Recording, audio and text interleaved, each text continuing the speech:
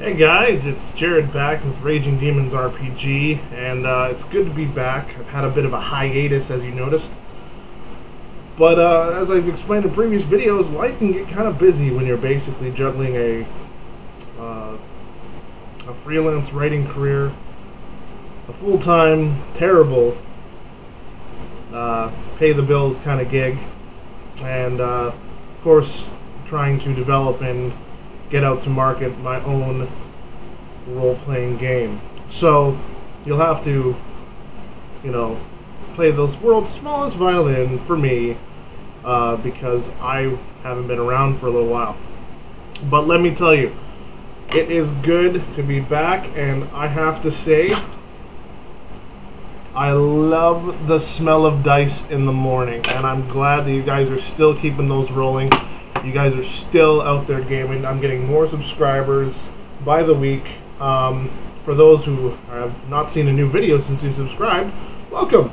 It's nice to have you, and I sincerely appreciate you taking the time to watch my videos, because let's put it this way, there's no guarantee that you get tomorrow. I hate to be dark like that, but there is no actual guarantee.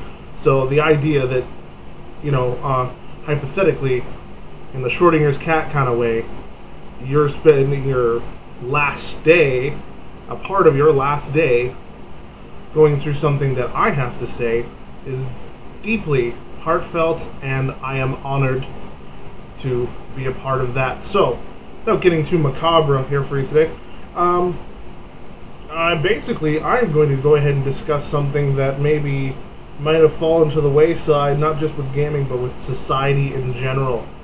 And what that is, specifically, is conduct. Code of conduct. Okay. Now, gaming groups, especially mine, are not so hoity-toity and stringent on ethics and behavior and that sort of thing. In essence, primarily what we're trying to do is have fun. And this is a social activity. And I can guarantee you that a great deal of my gaming sessions have been nothing but vulgarity, perversion, and other sorts of things. But that's just sort of the things you have between a group of friends. You have the ability to shed almost every bit of polite society and be truly comfortable with one another. But there is a point where politeness should rule the day. And that is just the way in which you interact with other players and the game master. Now, I'm only speaking from past experience. This is not inspired by any sort of recent events. There hasn't been like some player that recently besmirched me, and I need to rectify the situation. I just wanted to discuss this today. It just kind of dawned on me as I was going through some of my nerd paraphernalia that politeness and tact and being able to get your point across, positive or negative, without having to resort to just being absolutely the biggest douchebag in the world, can go a long way. And gaming is no different. It is a social activity, as I said earlier, and game masters are just as bad for this. I find it's just like the game master syndrome is, it can be affect a current game master or somebody who has been a game master, and what that means is that they don't approve of another game master's style. They don't approve of another player's actions from a game master standpoint. So they basically they completely, without being asked to do so, provide their opinion and kind of make the whole table feel very uncomfortable and awkward, and they dig their heels in and they really don't want to retract their rude statements. And I mean, this has led to people leaving the table. We're not wanting to return to the next session. So this is actually kind of something that you can watch out for and hopefully nip in the bud so it doesn't completely ruin your game. Because a game without players is, well, it's wow. I mean, it becomes a masturbatory form of role-playing games. is just play with yourself. So, a few suggestions for all the players and the GMs out there. Just be mindful of who else is at your table. When I had 14-year-old guys sitting at my table, and it wasn't often, but it did happen, especially if you're in like a public forum, like a local gaming shop. You like to do games there because it helps out the local store and brings in, you know, the new crowd. Especially if you're an open GM, you're like, come on, sit down and play. But you know, when you got people that are that young, for example, you sort of curb what it is that you speak of, and if somebody at the table goes ahead and accidentally slips, you give them one minor correction, and kind of like, I mean, don't be somebody's mom and dad though. I mean, this is not your time to show off your parenting skills, because I mean, the 14-year-old knows what they can deal with. But the last thing you want is some parent coming in and yelling at the guy that owns the local gaming store because his kid heard some dirty joke or heard about some nasty thing that you did at the bar the previous night, and you know, the kind of stuff that just shouldn't be entering into their mind just yet. Because I take it from experience. When I was 14 and first starting out in the hobby, I mean, there were things I did and saw, and I mean, that was fine for me, but I mean, a lot of that was still growing up. I still needed to experience life as a 14-year-old, and if you got a bunch of 18 to 25s or higher going ahead and spewing all sorts of crap around them, they tend to want to be like the older guy or the older girl. They want to be like those older people, and they forget about the present. They're so concerned about fast forwarding and going into the future that they forget about the present. So just be a little bit mindful. Let them be 14-year-olds for just a little bit longer, because I mean, for me, it was a fantastic time, especially when I first got into role playing, because your imagination is not stifled by a lot of things. It's just now, you're just now having to be concerned with social interaction on a big scale, cliques, drama, dating, those sort of things, and you know, just allow them that last little respite before they have to go ahead and constantly worry about these stupid things that mean absolutely nothing once you exit school. Just kind of let it go of its natural course. You know, it's kind of like how a naturalist on the National Geographic Channel doesn't exactly go in and break up a lion killing off a zebra because, oh, it's too cruel, or, I mean, it's the natural order of things. You just have to let it go. Just don't interfere. Let it go. And the game should not be. It should be almost tailor-made for the players at your table. So if you're around your group of friends and you know you can get away with certain things, then do. Mature themes, like graphic violence, graphic descriptions, that sort of thing. But if you got somebody that's a little bit younger, just remember that. Also, women folk at the table. I say women folk like that because, in my experience, not all of them are ladies, so you just got to go ahead and not all of us are gentlemen. So let's go ahead and paint it with a wider brush. Women folk. And we are man folk, if you're curious. Now, women at the table. Sorry, but it's time to have a little bit of polite, a little rein it in, guys. Rein it in. It's cool if they're like into the same things and they laugh at the same jokes and yada yada yada, but at the same time, have some respect for yourself and have some respect for the young ladies or any ladies there at the table, and just, you know, behave accordingly. In honestly, the thing with it, especially if you are a single man, you do not want to give any female of any group the impression that you are, well, you are the rude, unsophisticated troglodyte that's at that table. Because I know most of you aren't. We just tend to get a little carried away when we're gaming, and this word gets back.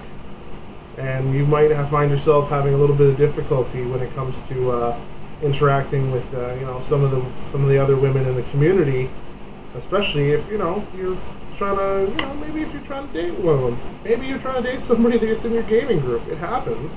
It's a social activity. It's just like going out to the bar. It's a place to meet people and discuss things, make friendships, relationships. These all happen. So just remember that. And finally, just respect for every player there at the table. Everybody. If somebody is doing an action you feel is foolish, there are ways to go about it, especially game masters. Do not ever call anybody for any reason an idiot. Do not make somebody, for their choices in the game, feel like they are small, insignificant. Do not make them feel that they are stupid, that their choices, their strategies are in fact just the most idiotic thing you've ever heard.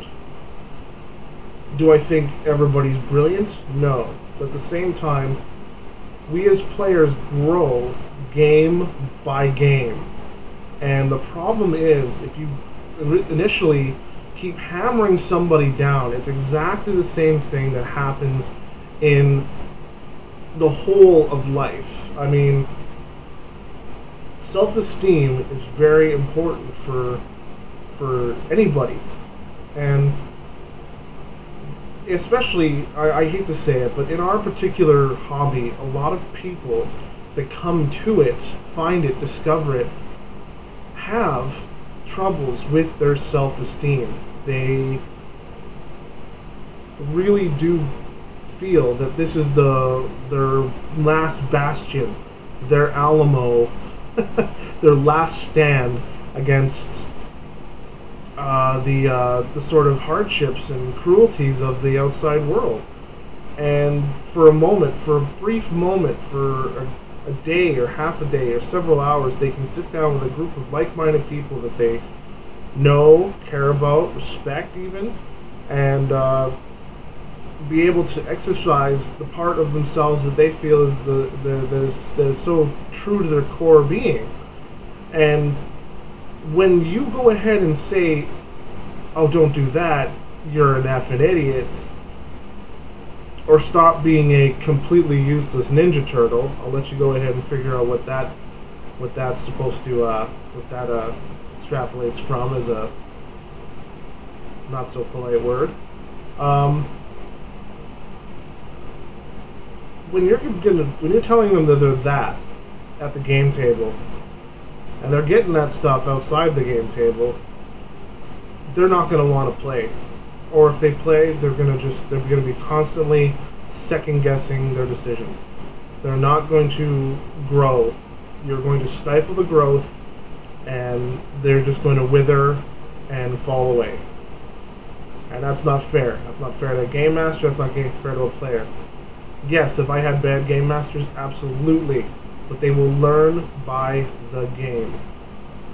Put them into the rotation. Let them come out to shine.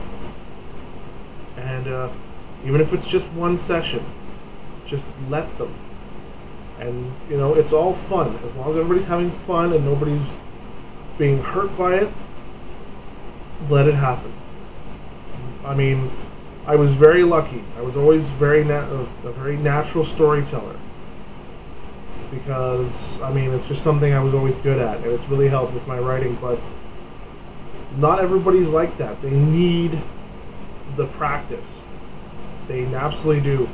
And like any athletic sport, gaming, our field, our pitch, our rink is our arena, actually, more succinctly, because of the amount of combat that takes place in these games, is the gaming table, the session. So allow these people to get out what it is they're trying to get at. Now, a game master, getting back to how you politely do tell them this is a bad idea, because perhaps their character is going to be put into just dire jeopardy and die, and then they're going to feel even worse, because now their strategy not only is terrible, they've realized it themselves and they can learn from that, but now their character's dead. And that is the worst feeling in the world. Your character has died, you've put in so much effort, especially if it's several levels in or what have you, it has much experience.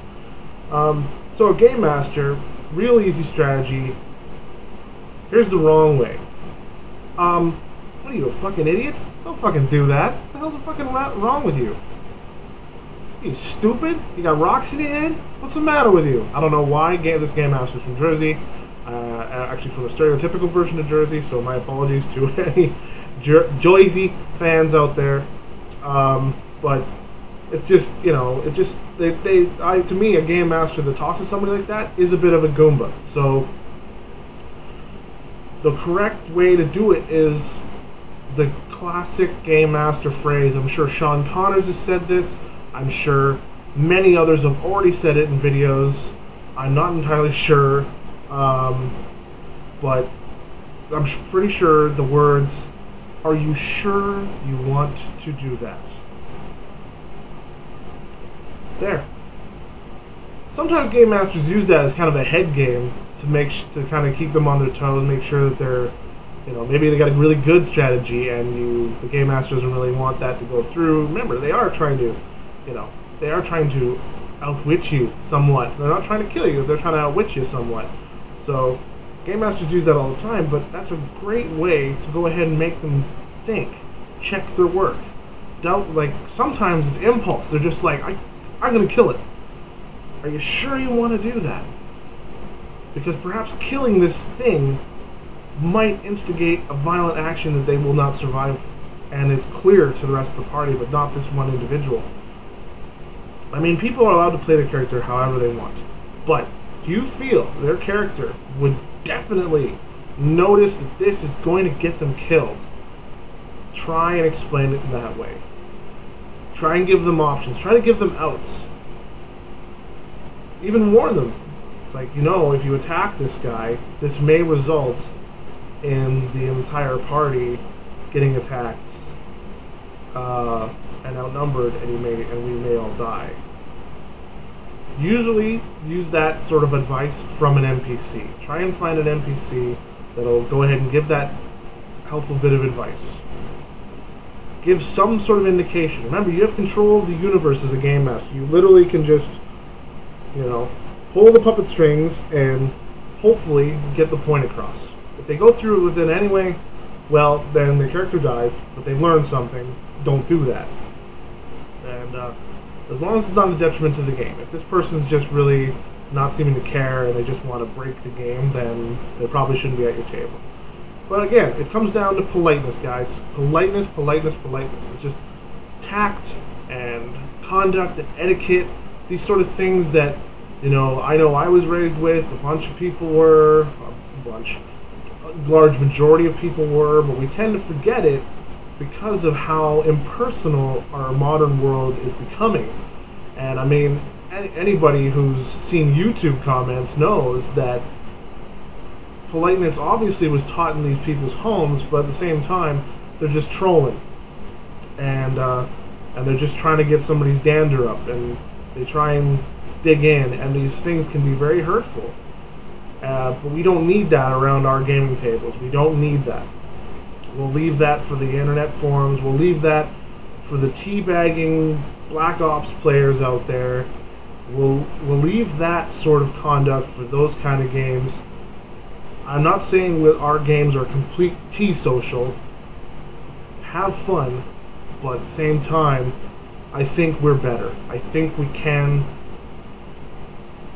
make ourselves rise to a different standard, and we can show some respect for the other people that have decided to set aside all the modern doodads and widgets and the modern flash to play a far superior game that's powered by your very own imagination. So that's it for now. I want you to go ahead and marinate on that. I want some comments in the bottom of this here video, and I would sincerely appreciate that. But until next time, keep those dice rolling, and we'll see you next time.